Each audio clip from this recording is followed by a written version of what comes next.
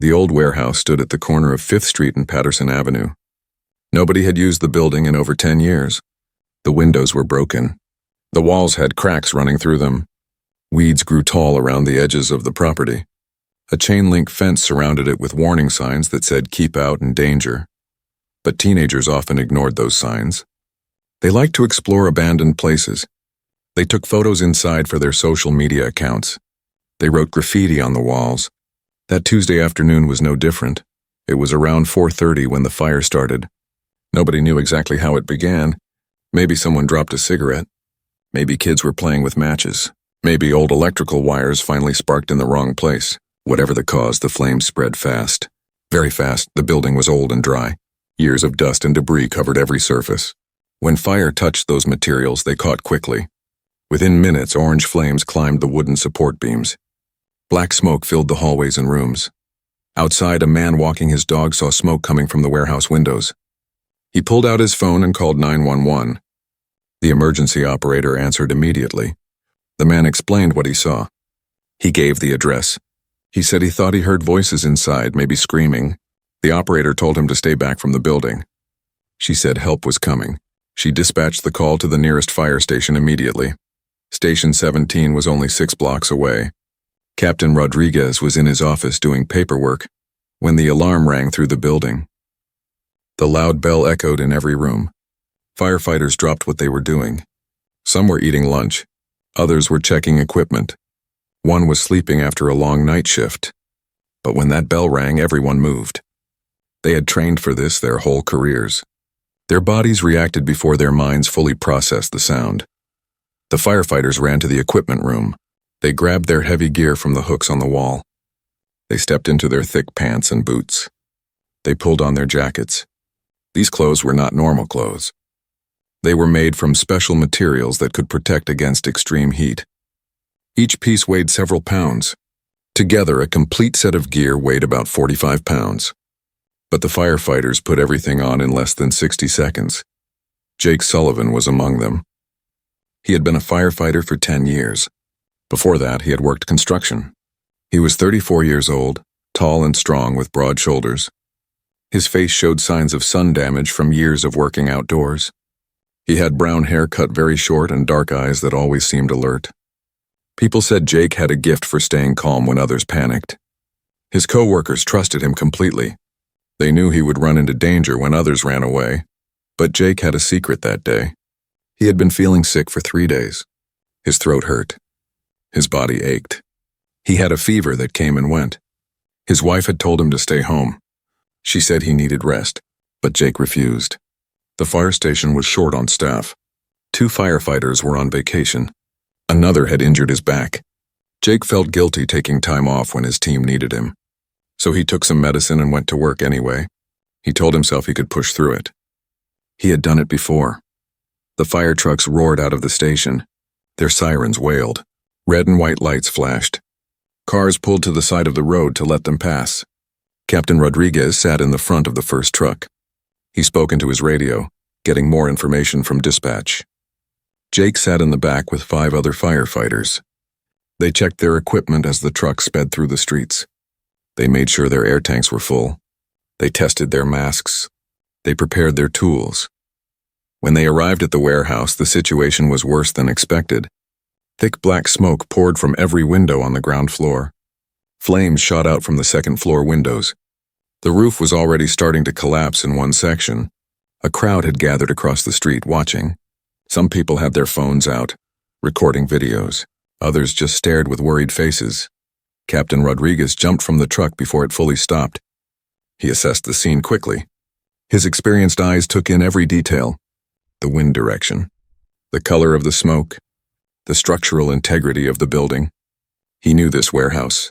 He had inspected it 2 years ago and recommended it be torn down. But the city had delayed. Now it was burning with people possibly trapped inside. A woman ran up to Captain Rodriguez. Her face was streaked with tears. She was shaking. "My daughter," she screamed. "My daughter is in there with her friends. Please, you have to help them." The captain put a steady hand on her shoulder. He asked how many kids were inside. She said 3, maybe 4. She did not know for sure. They had come here to take photos. She had tracked her daughter's phone to this location. Captain Rodriguez turned to his team. He gave orders quickly and clearly. 2 firefighters would connect the hoses to the fire hydrant. 2 would start spraying water on the building's exterior to slow the spread. Jake and 2 others would go inside to search for the teenagers. Time was critical. Every second mattered. Smoke inhalation could kill someone in just a few minutes. Jake pulled his mask over his face. He turned on his air tank. He heard the hiss of oxygen flowing. He grabbed his flashlight and hooked it to his jacket. He picked up a Halligan bar, a heavy tool used for breaking through doors and debris. His partner, a younger firefighter named Tommy Chen, stood beside him. Tommy was nervous. Jake could see it in his eyes. This was only Tommy's 2nd year on the job. "Stay close to me," Jake said, his voice muffled by the mask. "Watch where you step. If I signal to go back, we go back immediately. Understood?" Tommy nodded. His hands gripped his own tools tightly. The 3rd member of their team was Sarah Mitchell. She had been fighting fires for 8 years. She was small but incredibly strong and known for her sharp instincts. She carried the thermal imaging camera. This special camera could see heat through smoke and walls. It would help them find the teenagers in the darkness. Captain Rodriguez gave the signal. Jake led the way toward the warehouse entrance. The main door hung open on broken hinges. Heat radiated from inside like an oven. Even through his protective gear, Jake could feel it. He took a breath from his oxygen mask and stepped into the smoke. Tommy followed right behind him. Sarah came last, scanning with the thermal camera. Inside was chaos. The smoke was so thick they could barely see 2 feet ahead. Jake's flashlight cut through the darkness but reflected off the smoke particles. It was like trying to see through fog. The heat grew more intense with each step. Jake heard the crackling of flames somewhere above them. He heard wood creaking and groaning. The building was old. It might collapse at any moment. "Fire department," Jake shouted. "Call out if you can hear me." His voice was absorbed by the smoke. He listened carefully for any response. Nothing. Just the roar of the fire and the sound of his own breathing in the mask. They moved deeper into the warehouse. Sarah checked the thermal camera. She pointed to the left. The camera showed heat signatures, but Sarah could not tell if they were people or just hotspots from the fire. They had to check every possibility. Jake led them down a hallway. Debris covered the floor, old boxes, broken furniture, pieces of ceiling that had fallen. They climbed over everything carefully, then Jake heard it. A faint sound. A voice, a girl crying. "Here," he shouted to his team. "I hear something." He moved faster now, following the sound. His heart pounded. Not just from exertion. Something felt wrong in his chest. A tightness, a pressure. He ignored it. Those kids needed him. Jake found the staircase that led to the 2nd floor. It was made of old wood and metal. Some steps were missing. Others looked weak and damaged. He tested the first step with his boot before putting his full weight on it. It held. He started climbing. Tommy and Sarah followed close behind. Each step creaked loudly under their weight and gear. The smoke grew thicker as they climbed higher. Heat rises, and so does smoke. The 2nd floor would be worse than the first. At the top of the stairs, Jake paused. He looked around quickly. The 2nd floor was more open than the first. It had been used for storage long ago. Old shelving units lined the walls. Some had fallen over. Papers and boxes littered the floor. The fire had not reached this area yet, but smoke filled every corner. Jake could see flames through doorways at the far end of the building. The fire was spreading toward them. They had maybe 5 minutes before this whole area would be engulfed. "Fire department," Jake shouted again. "Where are you? Make noise so we can find you." He listened hard. Then he heard it again. Crying, coughing, young voices. They came from somewhere to his right. Behind a stack of old equipment and fallen shelves, Sarah moved ahead with the thermal camera. She scanned the area where the sounds came from. Her screen showed 3 distinct heat signatures. 3 bodies huddled together in a corner. "There," she pointed. 3 people. Behind that debris pile. They are not moving much. Jake and Tommy immediately started pulling away the debris. They threw aside boxes and broken wood. They moved a heavy metal shelf that had fallen against the wall. Behind it, they found the teenagers. 3 kids sat pressed against the corner. 2 boys and 1 girl. They looked about 16 or 17 years old. Their faces were black with soot. Tears made clean streaks down their dirty cheeks. They were coughing badly. The girl in the middle looked barely conscious. Her head rolled to the side. One of the boys held her up. He looked at Jake with desperate, frightened eyes. "Help us," the boy gasped. "Please help us. We cannot breathe. Sarah is really sick." He gestured to the girl between them. Jake knelt down quickly. He checked the girl's pulse. It was weak but still there. She needed oxygen immediately. She needed to get out of this building now. "We are getting you out," Jake told them. He tried to sound calm and confident even though his own heart was racing. Even though his chest felt tighter with every breath. Even though his head was starting to spin. He pushed those feelings down. He had to focus. "Can you two walk?" he asked the boys. They both nodded, though they looked unsteady. Jake spoke into his radio. "Captain, we found 3 victims on the 2nd floor. 2 can walk with assistance. 1 needs to be carried. She is unconscious. We need immediate evacuation." The radio crackled. Captain Rodriguez's voice came through. "Copy that. Get them out now. The east wall is compromised. That section could collapse any minute. Move fast." Tommy helped the first boy stand up. The kid was shaky on his feet. The smoke had weakened him. But with Tommy's support, he could walk. Sarah took the second boy. That left the unconscious girl for Jake. He looked at her. She was small, maybe 5 feet 4 inches tall. She probably weighed around 120 pounds. Normally, carrying someone that size would not be hard for Jake. But nothing about this situation was normal. Jake felt his body protesting. The flu he had been fighting for days was catching up to him. The extreme heat made it worse. The physical exertion, the stress, the adrenaline could only carry him so far. His muscles felt weak. His vision blurred at the edges. He shook his head, trying to clear it. He could not fail now. This girl's life depended on him. He bent down and carefully lifted the girl. He positioned her over his shoulder in a fireman's carry. Her dead weight pressed down on him. He straightened up slowly, adjusting to the burden. His knees felt unsteady. His heart hammered in his chest, beating irregularly. He recognized that feeling. His father had died of a heart attack. Jake knew the warning signs, but he pushed those thoughts away. He would not think about that now. "Let's move," Jake commanded. Tommy led the way back to the staircase with the first boy. Sarah followed with the second boy. Jake came last, carrying the unconscious girl. Every step was difficult. His boots felt like they weighed 100 pounds each. Sweat poured down his face inside his mask. The air tank on his back felt heavier than usual. Everything felt heavy. They reached the top of the stairs. Tommy started down first with his rescued teenager. The boy leaned heavily on him. They took each step carefully, one at a time. Sarah followed with her boy. Jake waited at the top, giving them space. The stairs could not hold all of them at once. He shifted the girl's weight on his shoulder.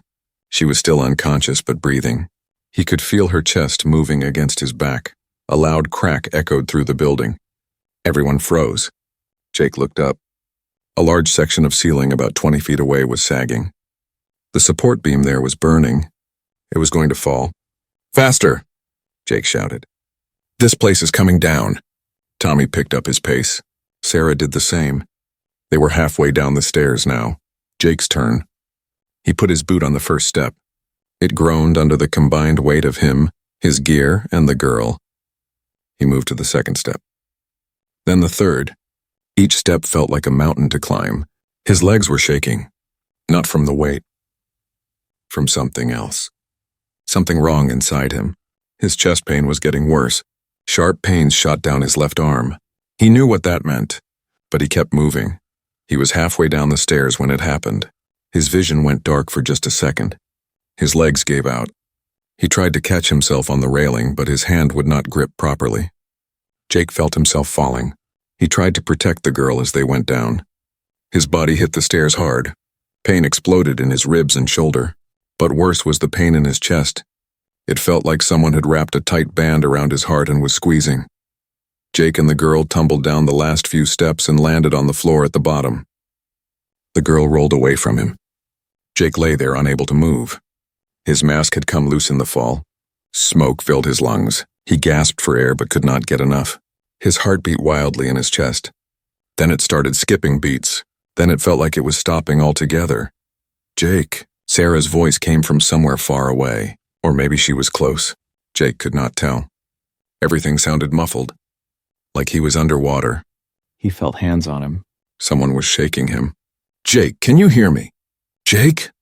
He tried to answer, but no words came out. He tried to lift his arm, but it would not move. His body was not responding to his commands anymore. Through the smoke and his fading vision, Jake saw Tommy reach down and grab the unconscious girl. Tommy was young and strong. He lifted her easily and started running for the exit. That was good. The girl would be okay. Sarah was pulling on Jake now, trying to drag him. But Jake was too heavy with all his gear. Sarah could not move him alone. She spoke urgently into her radio.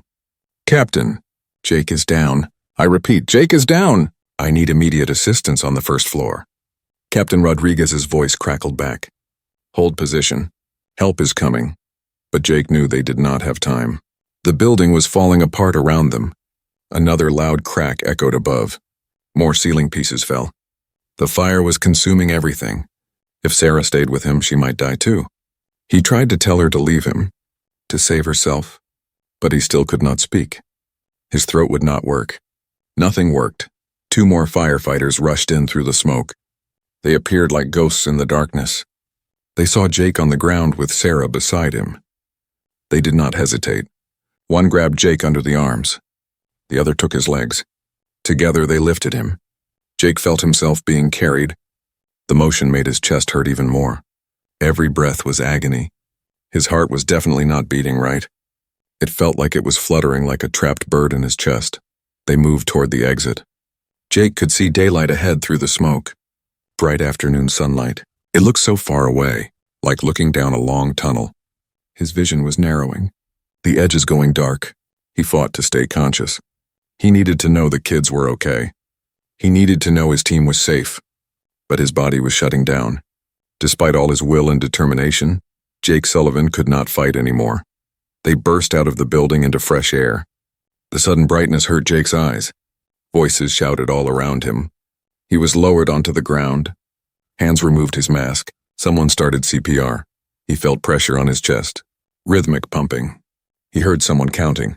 1, 2, 3, 4. More hands on him.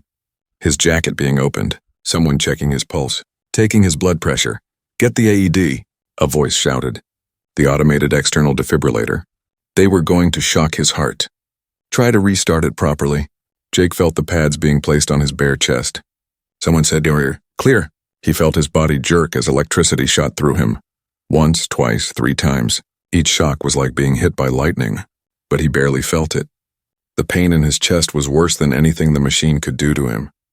Jake's last conscious thought was of his wife. Her name was Linda. They had been married for 6 years. She had begged him to stay home that morning. She knew he was sick. She worried about him. She always worried. He should have listened to her. He saw her face in his mind. Her smile. The way she laughed at his bad jokes. The way she looked at him like he was her whole world. He wanted to tell her he was sorry. Sorry for being stubborn. Sorry for not taking care of himself. Sorry for leaving her alone. Everything went black. 3 blocks away from the burning warehouse, another scene was unfolding. A movie production crew had taken over a section of downtown. They had permits to film for 3 days. Bright lights stood on tall stands. Cameras sat on tracks and dollies. Crew members rushed around with clipboards and walkie-talkies. Actors waited in chairs with their names on the back. This was a big-budget action movie. The kind with explosions and car chases and millions of dollars spent on special effects. The star of the movie stood near one of the cameras. Everyone knew him. His face had been on movie posters for 20 years. He had made his name playing tough guys and heroes, fast cars, big muscles, saving the world. He was Vin Diesel. In real life, his name was different, but nobody called him that anymore. To the world, to his fans, to everyone, he was just Vin. Vin was in full costume, black tactical pants, a tight shirt that showed his muscular arms, a prop gun in a holster on his belt. His head was shaved smooth like always. He had a thick beard. At 58 years old, he still looked like he could fight off 10 men. That was his job. That was what people paid to see. The action hero who never lost, but right now they were not filming. They were on a break. The director had called for lunch 30 minutes ago. Vin had eaten a chicken salad from the catering truck. Now he was talking with his stunt coordinator.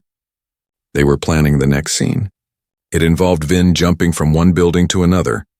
In the movie, he would do it himself. In reality, a stunt double would do the dangerous parts. But Vin always did as much as he safely could. He believed audiences could tell the difference. "The wire will catch you 3 feet into the fall," the stunt coordinator was saying. He held up his hands to show the distance. "You will not actually be in any danger, but it needs to look scary. It needs to look real." Vin nodded. He understood. He had done stunts like this 100 times. His body was trained for this work. He lifted weights 6 days a week. He practiced martial arts. He worked with trainers who taught him how to fall, how to fight, how to move like a real action hero. A production assistant ran up to them. She was a young woman with a headset and a worried expression. "Vin, sorry to interrupt, but there is a fire nearby. A big one. The police might ask us to move the production." Vin frowned. How close? He asked.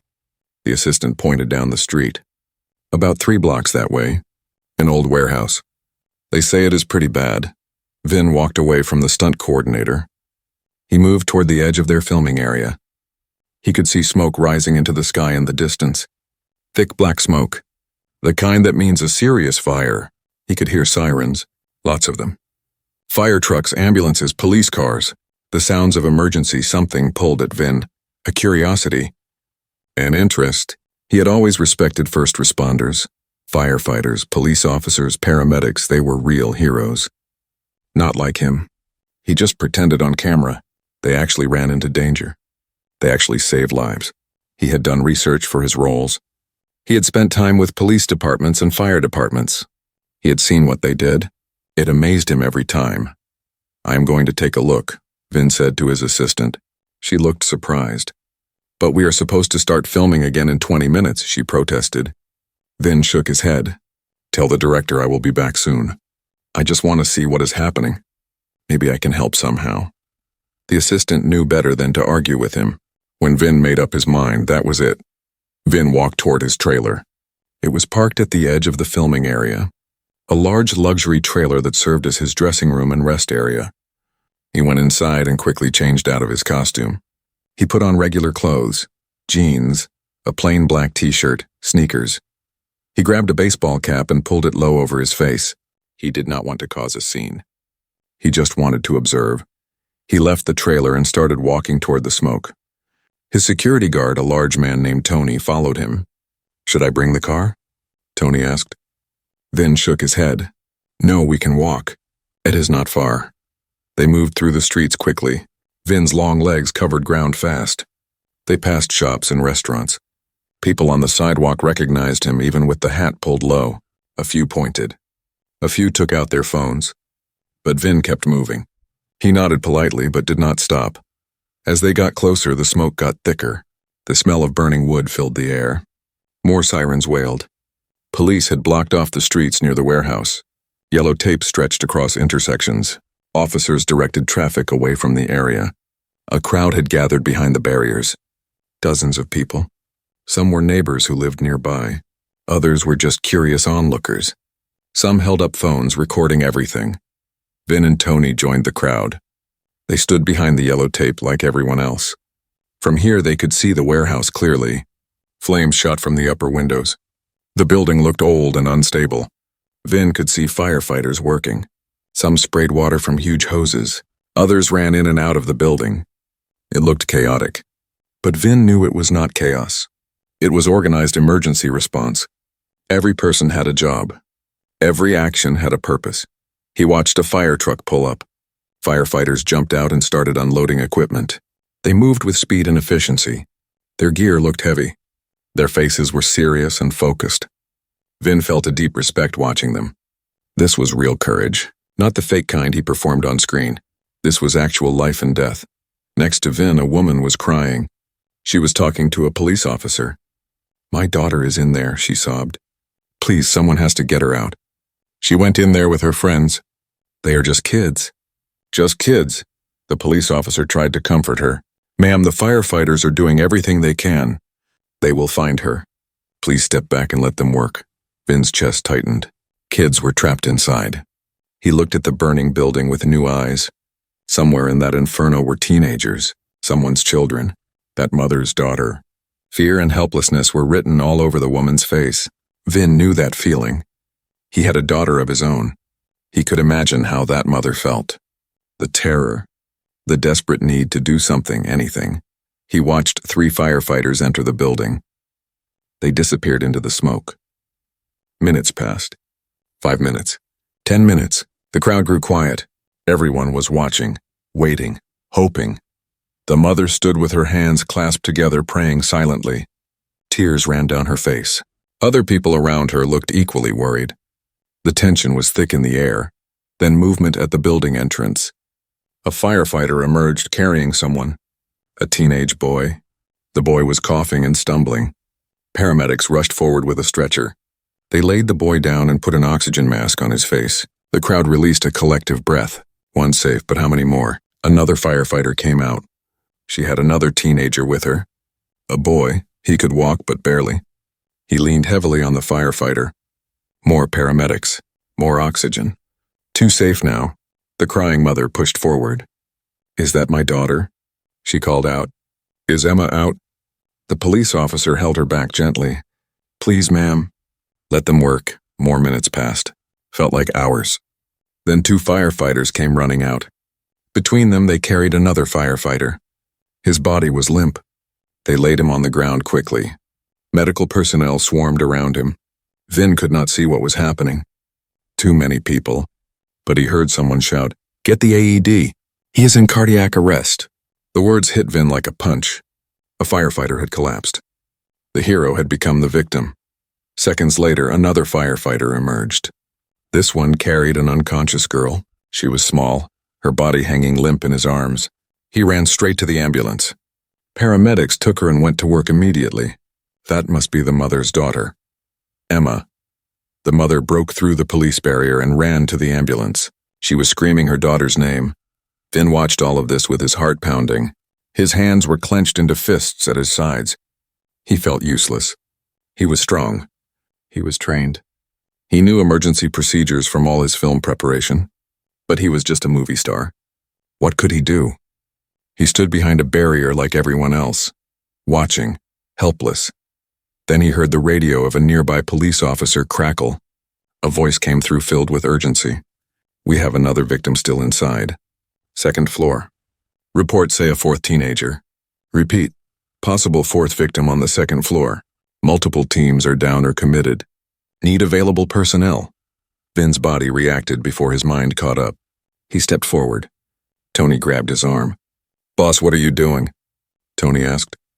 But Vin pulled away. He walked quickly toward the fire captain who was coordinating everything. The captain was older, probably in his 50s. His face was streaked with soot and sweat. He was talking into his radio rapidly, getting updates from his teams. "Excuse me," Vin said. His voice was calm but firm. The captain glanced at him, annoyed at the interruption. Then recognition flashed in his eyes. He knew who Vin was. Everyone did. "Sir, you need to stay back behind the barrier," the captain said. But Vin shook his head. "I heard there might be another person inside," Vin said. "I want to help. I am trained in emergency response. I have worked with firefighters and stunt coordinators for years. I know how to move in dangerous situations. I am physically fit. I can help you." The words came out in a rush. Vin knew how crazy it sounded. A movie star offering to run into a burning building. But he meant every word. The captain stared at him. For a long moment, neither man spoke. Vin could see the calculation happening behind the captain's eyes. They were short on personnel. One firefighter was down. Others were exhausted. Time was critical. Every second mattered. But this was a civilian. A famous civilian. If something happened to him, there would be lawsuits, investigations. His career would be over. "I know what you are thinking," Vin said quietly. "But that does not matter right now. Someone is still in there. Someone who might die if we wait. Let me help, please." The captain looked at the burning building, then back at Vin. Then he made a decision. A split-second choice that would change everything. Captain Rodriguez looked into Vin's eyes. What he saw there was not arrogance or a desire for glory.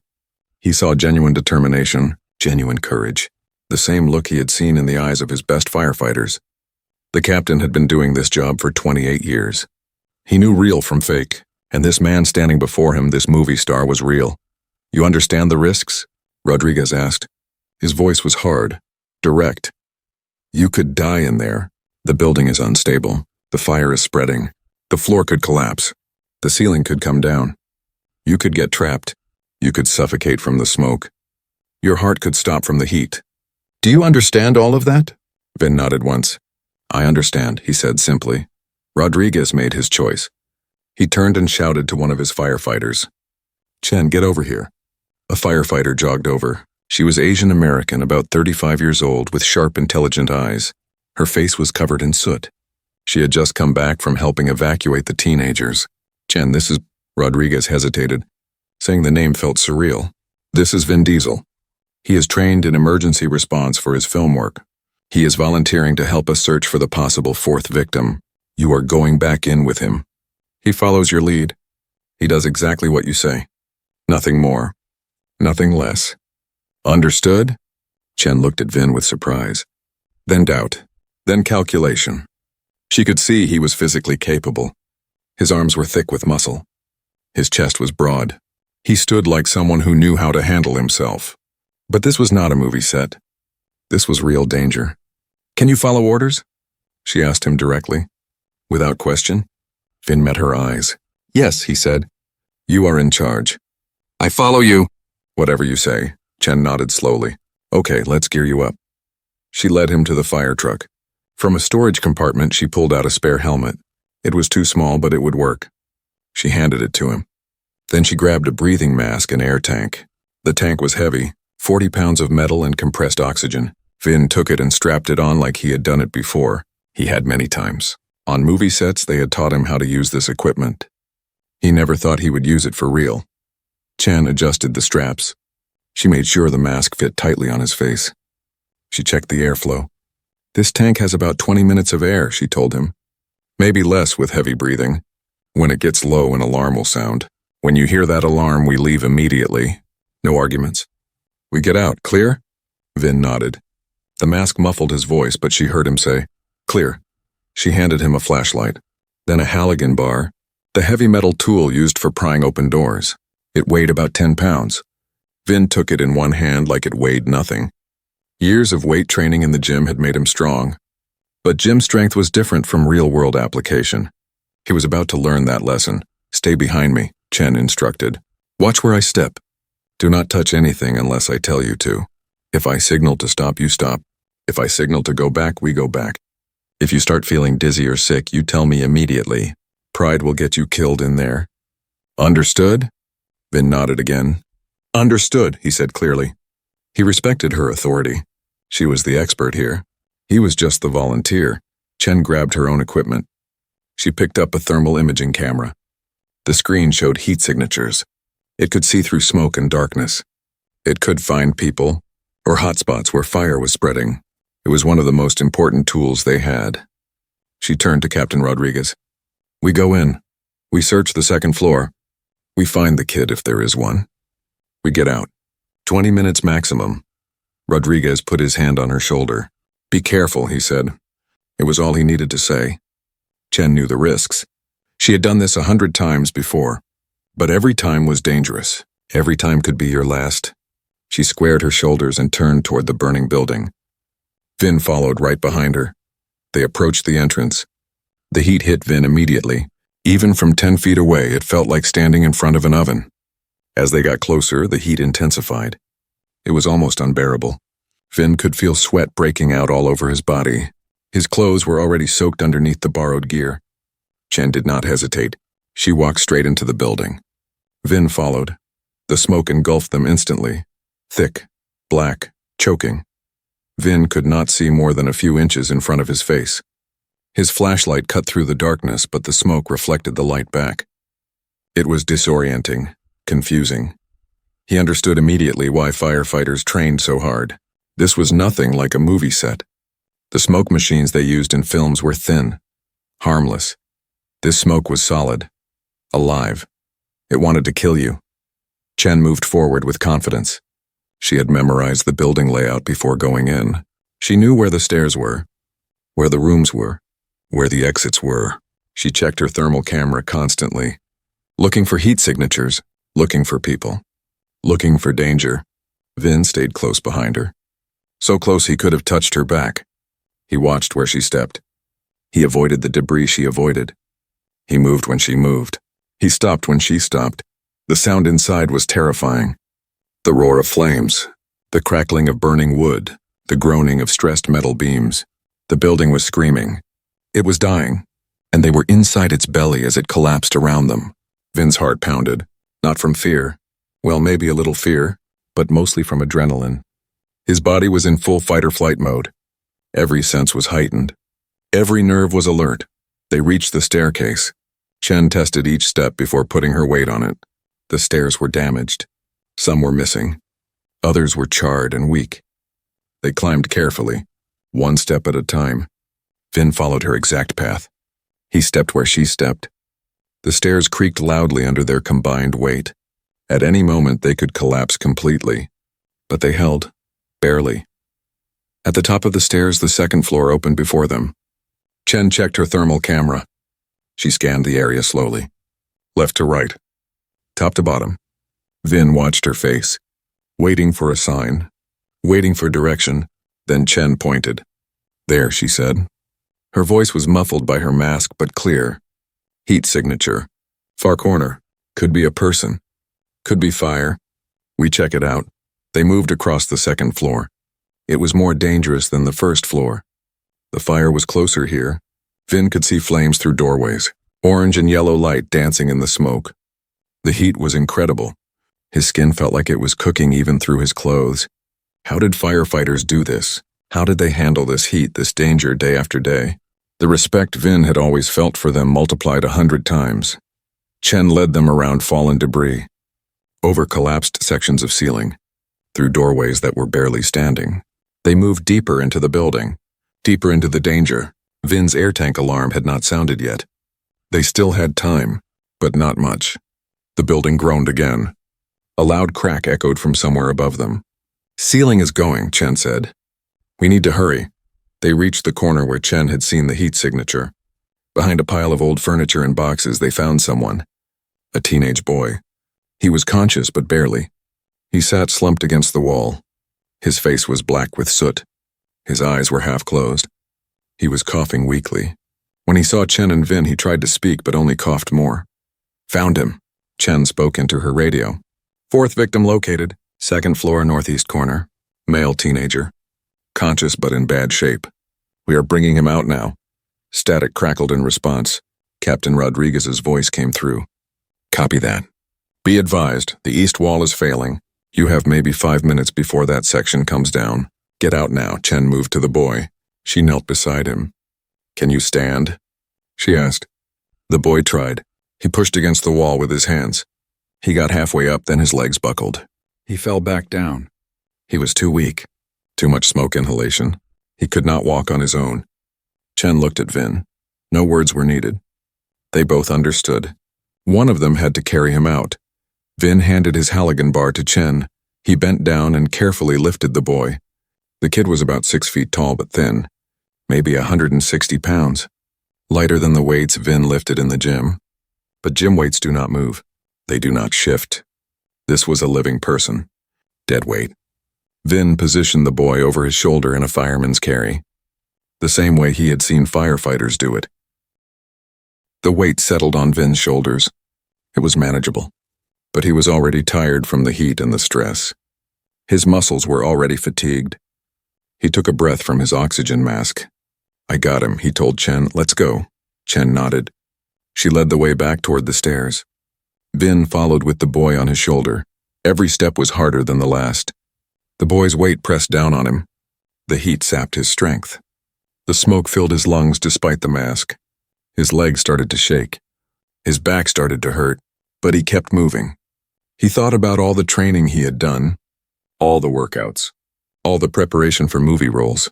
It had all led to this moment, this real moment, this chance to actually save someone. They were halfway to the stairs when disaster struck. The building shook. A loud crashing sound echoed through the space. Part of the ceiling at the far end collapsed inward. Flames shot up where it fell. The fire was consuming the building faster now. Chen checked her camera. The route we came in is blocked, she said urgently. We need another way out.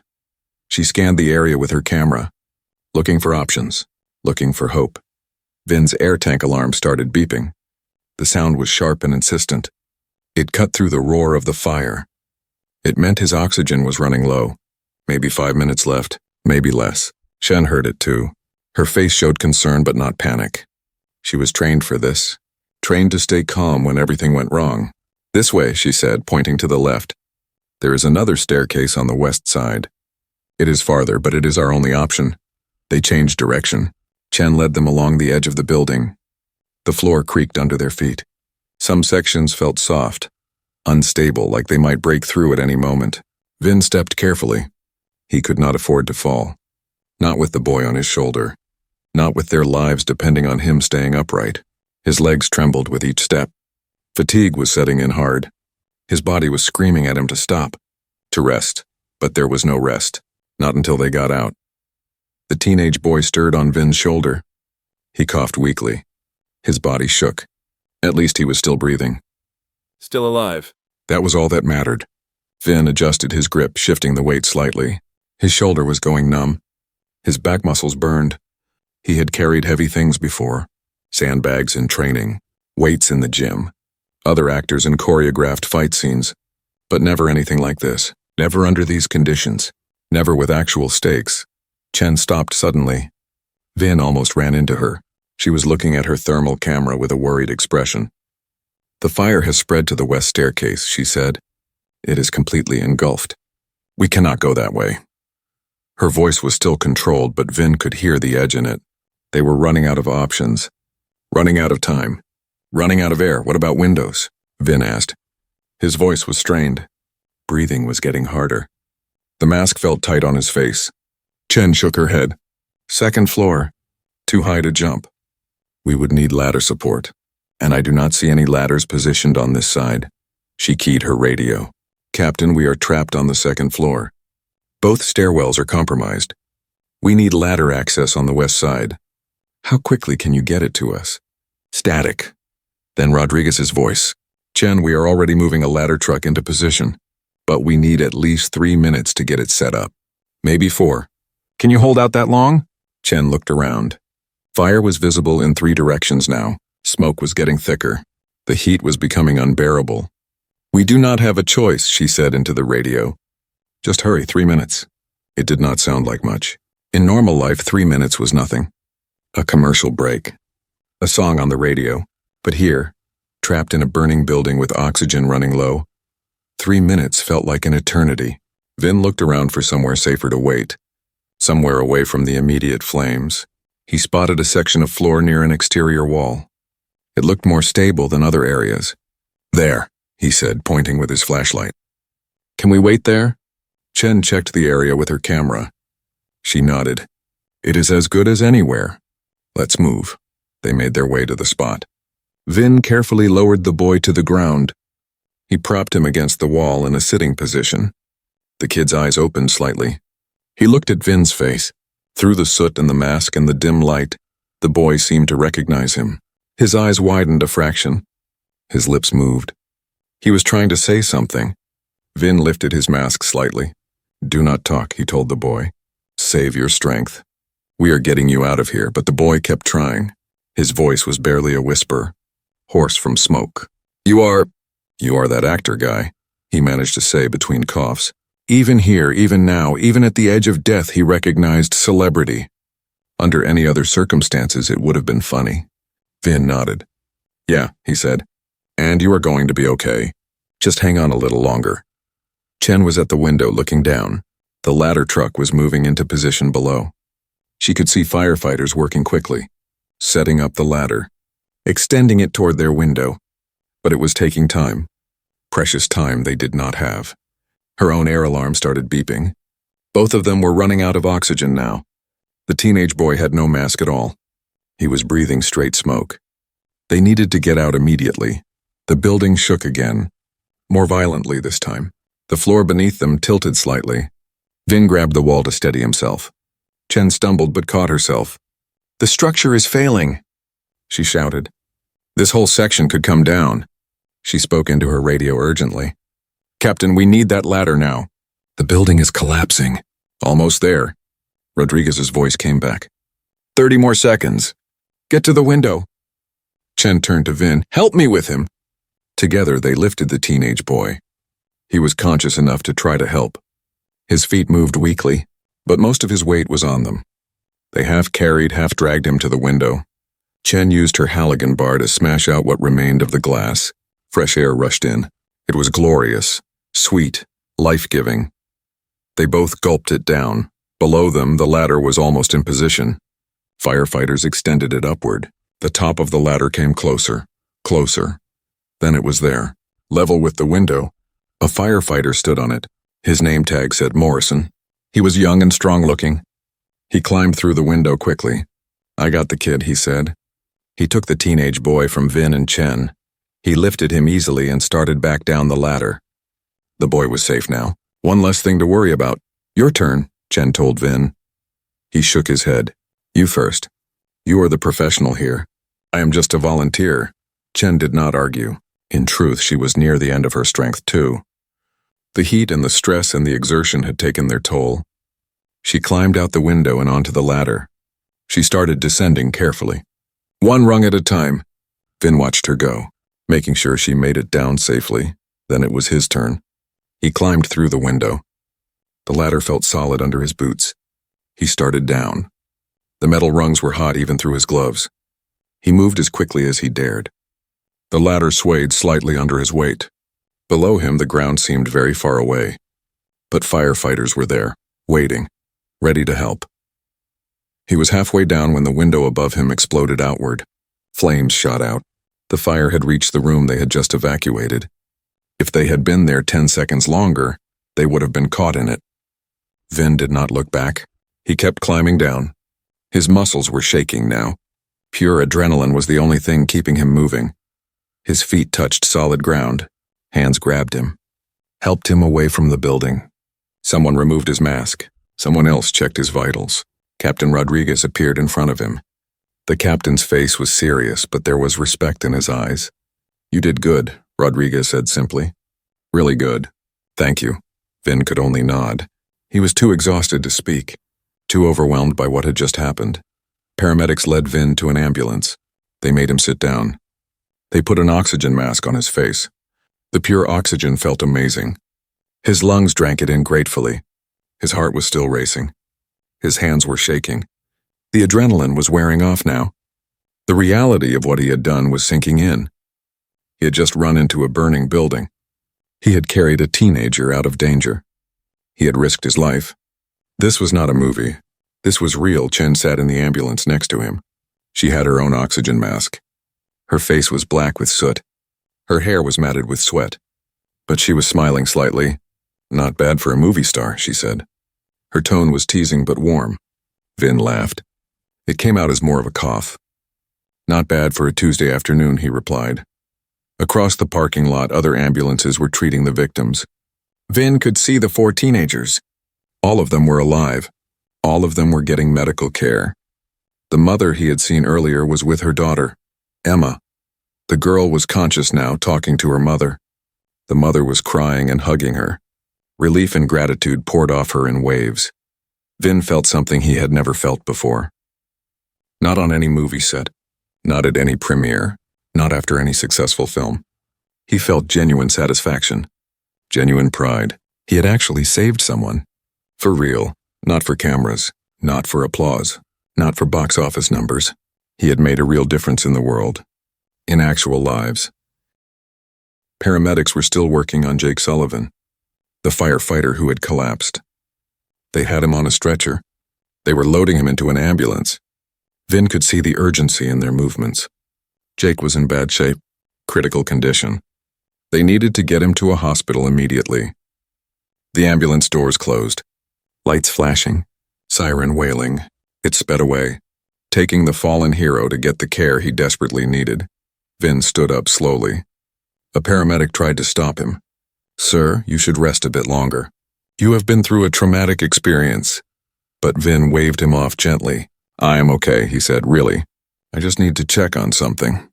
He walked over to where Captain Rodriguez stood. The captain was directing the final operations, making sure the fire was completely contained, making sure all personnel were accounted for. How is your man? Vin asked. The firefighter who went down? Rodriguez's expression darkened. Jake, his name is Jake Sullivan. He is a good man. 10 years on the job. Family man. He had been sick but came to work anyway because we were short-staffed. The captain's voice was heavy with guilt. He is in cardiac arrest. They shocked him 4 times to get his heart beating again. He is alive but barely. They are rushing him to County General. Vin felt his chest tighten, not from the smoke this time, from emotion. A man had nearly died saving those kids, had pushed his body beyond its limits, had sacrificed his health, maybe his life, for strangers. That was true heroism. That was courage Vin could never fully understand. Not as an actor, not as someone who just pretended to be brave. The news spread fast. Within an hour, reporters had arrived at the scene. Camera crews set up equipment. Journalists pushed microphones toward anyone who would talk. The story was too good to ignore. Action movie star helps rescue people from burning building. It was headline material. It would be on every news channel by evening, every website by nightfall. Social media was probably already exploding with the story. Vin tried to avoid the cameras.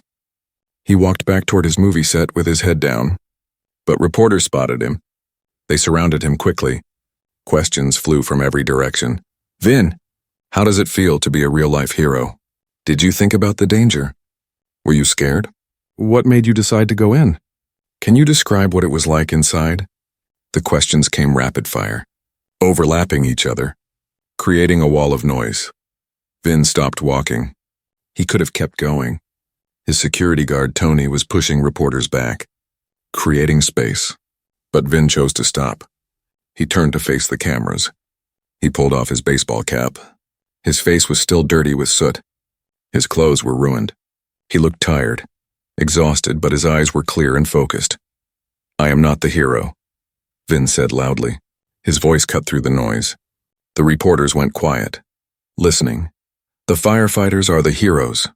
They do this every day. They run into danger when everyone else runs away. They risk their lives for people they do not even know. They do not do it for money or fame. They do it because it is right, because it is their job, because they care about their community. A reporter shouted a question, but you saved a boy's life. You went into a burning building. Vin shook his head firmly. I helped. That is all. Firefighter Chen was with me every step. She led the way. She made the decisions. She is the one with training and experience. I just followed her orders. She is the hero. And there is another firefighter. His name is Jake Sullivan. He collapsed while saving those kids. He is in the hospital right now fighting for his life. He is the real hero. Not me. Another reporter pushed forward. Will you visit him? The firefighter? Vin paused. He had not thought about that. But as soon as the question was asked, he knew the answer. Yes, he said. If his family allows it, I would like to visit him. I would like to thank him personally. And I would like to make sure he gets whatever help he needs. Medical care. Recovery support. Whatever he needs, I want to help provide it. The reporters loved that answer. More questions came. But Vin was done talking. He held up his hand. That is all I have to say. Please respect the privacy of the firefighters and the victims. They have been through enough today. Thank you. He turned and walked away. Tony cleared a path through the cameras. They made it back to the movie set. The entire crew was waiting. They had heard what happened. Everyone wanted to shake his hand, to congratulate him, to hear the story. Vin answered questions briefly, but he was exhausted, physically and emotionally drained. The director came over. Take the rest of the day off, he said. We will reschedule the scene. Go home, rest, you earned it. Vin nodded gratefully. He went to his trailer and showered. The hot water turned black with soot as it ran off his body. He scrubbed his skin and hair. He stood under the spray for a long time, processing everything that had happened. When he finally got out, he looked at himself in the mirror. He looked the same, but he felt different, changed somehow. He had crossed a line today, from pretending to be a hero to actually being one, even if only for 20 minutes, even if only as a helper. It meant something. He dressed in clean clothes. He left the set and drove to County General Hospital. He did not call ahead. He did not want to make a big production of it. He just wanted to check on Jake, to see if the firefighter was okay. The hospital parking lot was crowded. He found a spot and walked to the emergency entrance. Inside, the hospital was busy. Nurses and doctors rushed around. Patients sat in waiting room chairs. Vin approached the front desk. A tired-looking woman looked up at him. Her eyes widened slightly in recognition, but she stayed professional. "Can I help you?" she asked. "I am here to check on Jake Sullivan," Vin said. "He is a firefighter who was brought in earlier. Cardiac arrest," the woman typed on her computer. "Are you family?" she asked. Vin shook his head. "No, but I was at the scene. I helped with the rescue. I just want to know if he is okay." The woman's expression softened. "He is in the ICU, intensive care. Only immediate family is allowed to visit right now." Vin nodded. He understood. "Can you at least tell me his condition?" The woman hesitated. Then she said quietly, "He is stable but critical. The doctors got his heart restarted, but he suffered significant cardiac damage. He will need surgery and a long recovery period." Vin felt relief wash over him. Stable meant alive. Alive meant there was hope. "Thank you," he said. "Can you tell his family that Vin Diesel came by? And that I want to help in any way I can? Medical bills, recovery costs, anything. Just tell them to contact me." The woman promised she would pass along the message. Vin turned to leave. Then he saw them. A woman and two small children sitting in the waiting area. The woman looked stressed and worried. She held a little girl on her lap. A boy, maybe 7 years old, sat next to her. He was playing a game on a phone but kept looking at his mother's face. Checking on her. Worried about her. Vin knew without asking. That was Jake's family. His wife and kids. He could see Jake's features in the children's faces. The same dark eyes. The same strong jawline. Vin walked over slowly. He did not want to intrude. But he felt compelled to speak to them. To offer something, anything. "Excuse me," he said gently. The woman looked up. Her eyes were red from crying. When she saw who was speaking to her, confusion crossed her face. "Are you Jake Sullivan's wife?" Vin asked. She nodded slowly. "I am Linda," she said.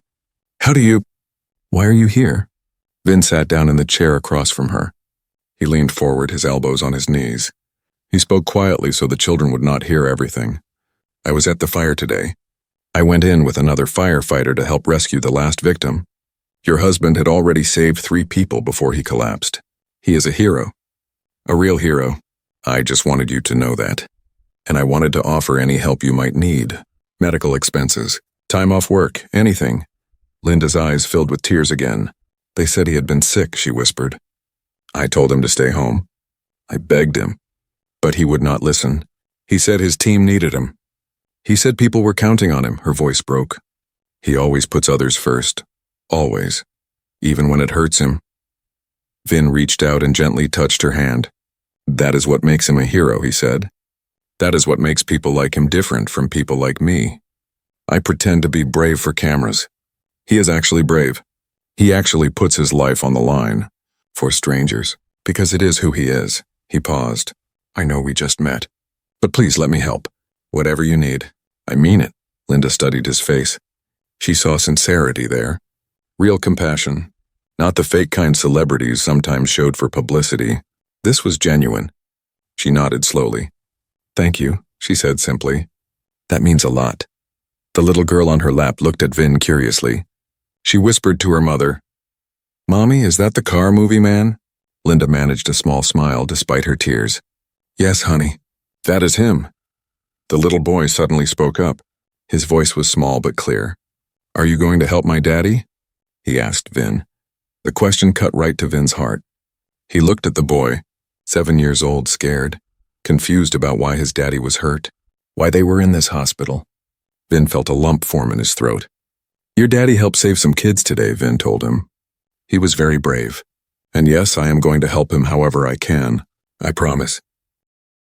The boy nodded seriously, like Vin had made a solemn vow. Which, in a way, he had. Vin stood up. He pulled a card from his wallet. His personal contact information. He handed it to Linda. "Call me anytime," he said. "Day or night. If you need anything." If Jake needs anything, please. Linda took the card with shaking hands. She nodded. Vin left the hospital feeling heavy. He got in his car and sat there for a moment before driving. The weight of the day settled on him. The danger, the fear, the exhaustion, but also the satisfaction, the sense of purpose. He had made a difference today. A real difference. And he had met real heroes. People who put their lives on the line every day without seeking recognition or reward. Over the next 3 weeks, Vin stayed in contact with Linda. He called to check on Jake's progress. He sent flowers to the hospital room. He paid for Jake's medical bills without being asked. When the bills came, he quietly settled them through his lawyer. He did not want recognition for it. He just wanted to help. Jake had surgery to repair the damage to his heart. The surgery was successful. He would recover. It would take time, months of rehabilitation, but he would live. He would go back to his family. When Jake was finally stable enough for visitors outside immediate family, Vin came to see him. It was a Saturday morning. The hospital was quieter than usual. Vin brought coffee and donuts for the nurses. They smiled and thanked him. They had been taking good care of Jake. Vin wanted them to know he appreciated it. Jake's room was on the 4th floor. Vin knocked softly on the door. Linda opened it. She smiled when she saw him. "He is awake," she said. "He has been looking forward to meeting you." She stepped aside to let Vin in. The room was small but clean. Flowers and get-well cards covered every surface. Cards from fellow firefighters. From neighbors. From the families of the teenagers Jake had saved. Jake lay in the hospital bed. He looked thin, pale, weak, but his eyes were alert. He smiled when he saw Vin. "I heard you finished my mission," Jake said. His voice was hoarse but strong. Vin walked to the bedside. He extended his hand. Jake took it. They shook firmly. Two men who had been in that fire together, who had both risked everything to save lives. "You saved 3 people before I even got there," Vin said. "You did the hard part. I just helped with the cleanup." Jake laughed. It turned into a cough. Linda rushed over with water. He drank it gratefully. "I appreciate what you did," Jake said seriously. "Chen told me how you carried that last kid out. How you followed orders. How you stayed calm. That is not easy to do, especially for someone who has never been in a real fire before." They talked for an hour. About the fire. About firefighting. About life. Jake told stories from his 10 years on the job. The funny calls. The scary calls. The calls that changed him. Vin listened intently. He asked questions. He wanted to understand what drove people like Jake. What made them run toward danger instead of away from it. He wanted to understand real courage. Finally, Jake grew tired. His eyelids drooped. Linda told Vin he should probably go. Let Jake rest. Vin stood to leave. But before he left, he reached into his jacket pocket. He pulled out something he had brought with him. It was a medal. A prop from one of his movies. A fake military medal that his character had earned for bravery. He held it out to Jake. "This is fake," Vin said with a slight smile. "But the bravery you showed was real. Keep this as a reminder. Not that you need one, but maybe on bad days it can remind you that you are a hero, a real one." Jake took the medal. His eyes grew misty. He was not usually an emotional man, but this gesture meant something. Coming from someone famous, someone who could have stayed behind the barriers, but chose not to. Chose to help instead. Emma, the teenage girl Jake had saved, came to visit him the next day. She had recovered fully from her smoke inhalation. Her mother brought her. Emma was nervous. She did not know what to say to the man who had saved her life. But when she walked into the room and saw Jake, she started crying. "Thank you," she said through her tears. "Thank you for coming back for me. I thought I was going to die in there." Jake smiled at her. "That is what we do," he said simply. "That is the job." Emma gave him a card she had made. It had drawings of fire trucks and firefighters. Inside, she had written a long thank you message. Jake read it with tears in his own eyes. This was why he did the job. These moments. These connections. Knowing that he had made a difference. That someone was alive because of his actions. 6 months later, Jake returned to work. He had fully recovered. The doctors cleared him for active duty. His first day back, the whole station celebrated. They had a party with cake and balloons. Captain Rodriguez made a speech about courage and dedication. about coming back from adversity, about the brotherhood of firefighters. Jake was embarrassed by all the attention, but he was also grateful to be alive, grateful to be back doing the work he loved. Vin sent a congratulations message when he heard Jake was back on the job. They had stayed in touch over the months. Not frequent contact, but occasional texts, updates. Jake had been invited to the premiere of Vin's latest movie. He brought Linda and the kids. They walked the red carpet together. Photographers went crazy. The firefighter who became a victim, the actor who became a rescuer, the unlikely friendship that formed from tragedy. At the premiere, reporters asked Vin again about that day, about the fire, about his heroics. And just like before, Vin deflected the praise. Jake Sullivan is the hero, he said into the cameras. Every firefighter is a hero. Every police officer. Every paramedic. The people who serve and protect us every day. They do not do it for glory. They do it because it needs to be done. Because someone has to stand up. Because they care.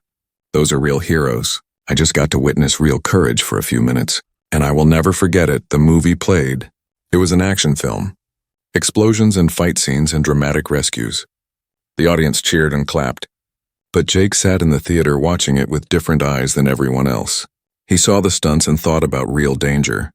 He saw the fake fires and remembered the real heat. He saw Vin's character save people on screen and remembered when Vin saved someone for real. He leaned over to Linda during one scene. That is not what it is really like, he whispered with a smile. She squeezed his hand. I know, she whispered back. But it makes for a good movie. After everything, both men were changed by that day. Vin understood that all his training and preparation and physical conditioning had purpose beyond entertainment, that he was capable of more than he thought, that real courage existed, that he had found some of it within himself when it mattered most. And Jake understood that heroes come from unexpected places, that sometimes help arrives in forms you do not expect, that strangers will risk everything for strangers, that humanity has goodness in it worth fighting for. The burning warehouse was eventually torn down. The city demolished it 3 months after the fire. It had been a danger for too long. The fire was just the final excuse to remove it. A new community center was planned for that location, a place where kids could go safely, where families could gather, where the neighborhood could come together. At the groundbreaking ceremony, both Vin and Jake were invited to speak, to turn the first shovels of dirt, to mark the beginning of something new rising from the ashes of something old. Jake spoke about second chances, about how the teenagers he saved that day now had futures, how he had been given a second chance at life, how this new building represented hope and renewal. When it was Vin's turn to speak, he kept it short. Real heroes do not wear capes or star in movies, he said to the crowd. They wear uniforms. They answer calls in the middle of the night. They run toward danger without hesitation. They sacrifice their health and safety for people they have never met. Jake Sullivan showed me what real courage looks like, and I will be forever grateful for that lesson. He turned to Jake standing beside him. They shook hands. Then spontaneously they embraced. Two men from different worlds, brought together by fire, united by a shared experience that neither would ever forget. Years later, when people asked Vin about his proudest moment, he never mentioned his movie awards or box office records. He talked about that Tuesday afternoon at a burning warehouse, about carrying a teenager to safety, about following a brave firefighter into danger, about learning what it really means to be a hero. I thought I knew courage, he would say. I thought I understood bravery. But I did not. Not until that day. Not until I stood next to real heroes and saw what they do, what they sacrifice. That changed me. That taught me what matters. And he meant every word.